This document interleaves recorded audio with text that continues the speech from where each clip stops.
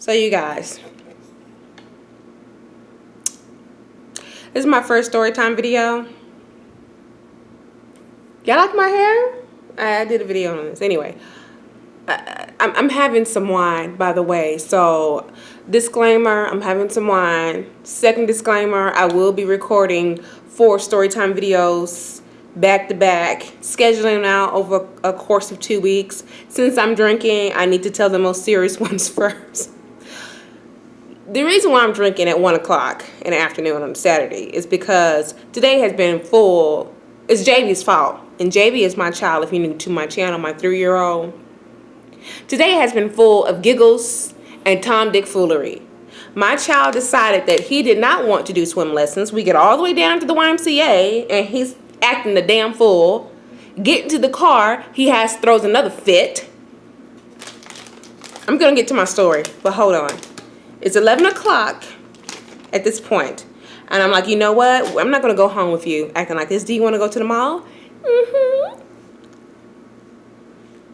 We go on the interstate. I asked him 4 times, baby, are you sure you want to go to the mall? Because he's dozing off. He's doing the toddler. Are you sure you want to go to the mall? Mm-hmm.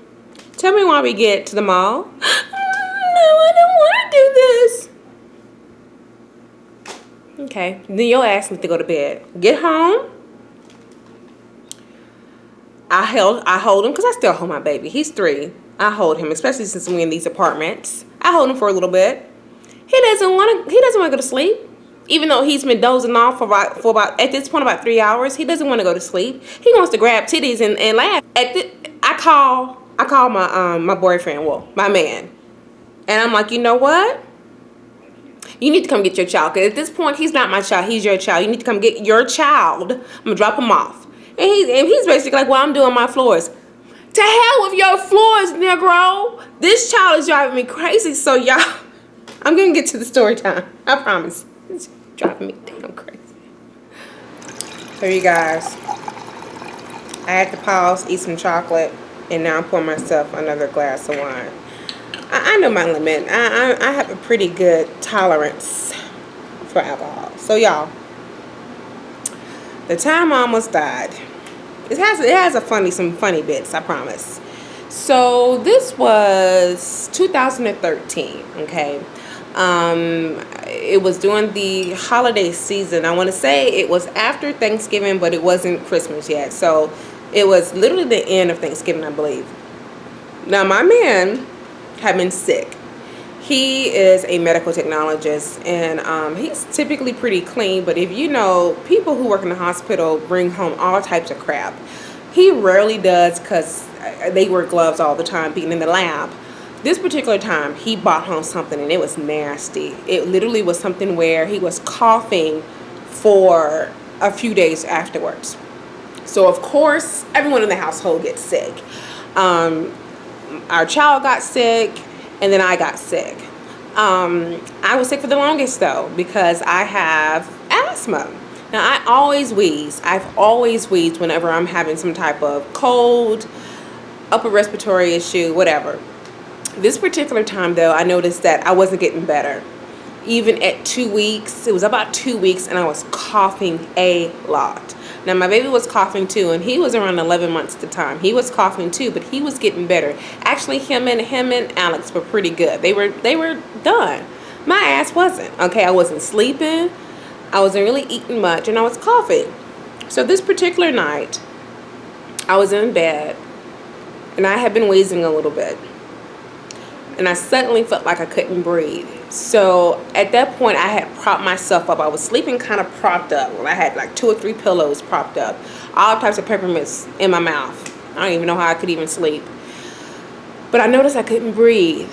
So I said, okay, you know what? Let me go into the, because we slept with a ceiling fan on. Even though it was it was cooler for Arizona. I think it was like 40 degrees outside at night. But we still slept with the ceiling fan on to kind of keep the air circulating. So I said, let me go sleep in the living room with no ceiling fan and see if that helps me. So I fall asleep, and literally 30 minutes later, I wake up, and I can't breathe, excuse me. And at this point, I'm like, wait a minute, I'm asleep, I'm not doing anything, I'm not even talking. Why can't I breathe? So I go into the bedroom and I wake my man up and I'm like, every four or five words, I'm having to stop and breathe in. I'm telling him, you know what, I have to go. I have to go to the, it was almost like that, okay? I said, I can't really remember the conversation, but there was a miscommunication because he assumed that, okay, she got to go to the hospital, let's call the ambulance. My thoughts were, because I've done this before, I'm just going to take myself to the ER. It's just right up the street. I don't want to disturb the baby, you know. So I left, honey, I got my shit like that, put my stuff on, and I went to the emergency room. And I think that confused me because he called me on my cell phone and was like, where are you at? I said, I'm in my car. And he hung up like, what the hell is wrong with her?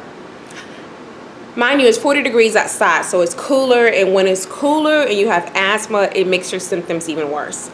So while I'm driving, y'all, the asthma attack gets worse and worse. I can literally feel my lungs just, it just felt horrible.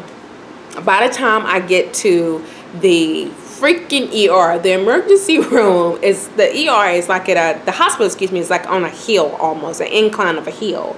So I get out, and I've been to this hospital before, unfortunately, which is not anything, you know, as drastic as this. Thank God the AC just went off, y'all. Nothing as serious as this, but I have been to this ER before, so I'm familiar with it, right? I park there. There's no one out there.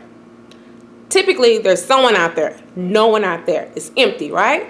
So I get out the car, and at this point, I can't even walk. I can't even walk. And so I'm like, I have to call the damn 911, and I'm literally 30 feet away from the entry, and I can't even walk. So I call 911. They pick up, and I'm saying, you know, I'm having because I can't breathe, and it's cold, and I'm breathing in cool air, and it's just making it worse. And at that point, I start crying. I start bawling because she can't understand me. I'm telling her where I'm at, and I just hang up, and I start bawling, hyperventilating, and finally I said, okay, you know what? There is no way in hell I'm gonna die in front of the damn emergency room. I need to calm down. So I calmed down, tried to catch my breath, and I tried to walk a little bit. And I'm like, where the hell? Why is it? Look, this is my third time at this freaking ER, okay, this hospital. And there's no one out there. Typically, there's crackheads or something. This hospital is known for people ODing. Ain't not one ragged ass crackhead around to help me. So it felt like forever. But finally, they pinged me where I was at based on my cell phone call. And a couple of nurses came out with a wheelchair and came me in. And at this point, if you know someone who has asthma, who's having an asthma attack, it absolutely sounds horrible. So I could hear the nurse. She said she sounds like a train, breathing, because I can't breathe. You know, I'm grasping for air. I don't know how to explain it if you don't have asthma.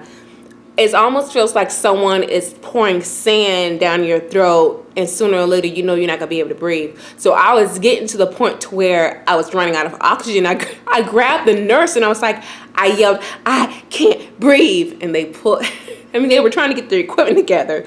They put oxygen on me, and it felt like heaven, y'all. To feel that cool oxygen breathing in. It felt like heavens. The ER doctor came around and was like, who drove you in? I said, no one did. I drove myself in. And she looked at me like, she said, that is so dangerous. Not only could you have died, but you could have had a car accident and injured someone else. I said, I didn't want to wake my child. Silly reason why. Absolutely stupid to do that. So of course they do the preliminary, you know, vitals. My O2 sats were horrible, absolutely horrible. So I ended up having to be in ICU for 3 days, y'all. And so I'm laughing about it because this, like I said, this hospital is known for people who are OD or, you know, elderly people. Rarely do you get a healthy, and at that time I think I was, when was it, 2000, I was 33 years old, I'm fairly healthy. By the time I had my oxygen, I was cool, but standard guidelines for them, they wanted to keep me there for at least 3 full days, right? And no one knew about this because I don't tell my business to anyone. I really don't. I have some friends who are probably gonna look at this and be like, bitch, you were in ICU and we didn't know.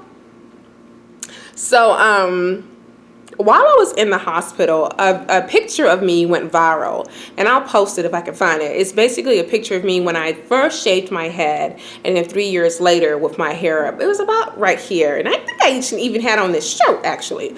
3-year difference. And I think that at that point, Black Hair Media, a Black Hair magazine, had shared the picture on Facebook in their Facebook group, and a couple of other different outlets got a hold of the picture. But this is the thing. I was getting text messages through my Facebook from my friends, and they were like, I cannot believe they're saying it about you, about your hair. I can't believe people think you wear a wig. And I was like, what is going on? And finally someone directed me to that post. I mean, there were 300 comments with people going back and forth. That's not her hair. No one hair can grow that fast. Let me see her scalp. That looks like my lace front.